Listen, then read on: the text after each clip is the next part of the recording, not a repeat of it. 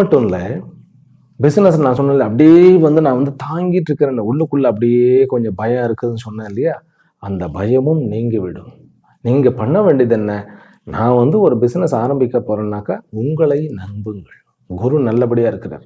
குரு லக்னத்துக்கு வந்த உடனே என்ன தெரியுமா? பேரு பெத்த பேருங்கிற மாதிரி இருக்கும். ஆனா பலன் இல்லைங்கிற மாதிரி இருக்கும். இருந்தாலும் இந்த சனியினுடைய வக்ரம் பிறகு குரு கொஞ்சம் ஒரு ஒரு அந்த அதிச்சாரமா போறார். ஒரு 48 நாட்களுக்காக. அவர் 18ஆம் தேதி போறார்.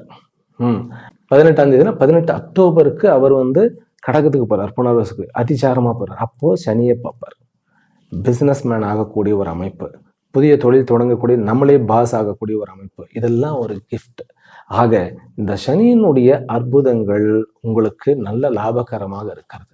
சட்டப்படி நம்ம நீட்டா இருந்துட்டோம்னா எல்லாவற்றிலும் தப்பித்து கொள்ளலாம். சரி, இப்ப ஜாப் ரிலேட்டட் சொல்லிடுறேன். கவர்மெண்ட் விஷயத்துல எனக்கு ஏதாவது நடக்க வேண்டியது இருக்கு அப்படின்னாக்கா, இந்த சனி வக்கரம் பெறும் பொழுது இரண்டாவது அந்த கட்டத்துக்கு வராது இல்லையா, இரண்டாவது செக்மெண்ட் காலகட்டங்களில் அதுக்கு முயற்சி பண்ணுங்க கவர்மெண்ட்ல.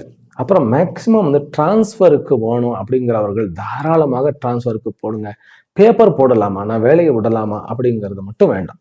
ஏன் அப்படின்னாக்கா, 8க்குண்டானவனாகிய சனி டிலே ஆக்கிடுவார். அடுத்த வேலையை அடைய விட மாட்டார். அது மட்டும் டிலே ஆகிடும். அது மட்டும் வேண்டாம்.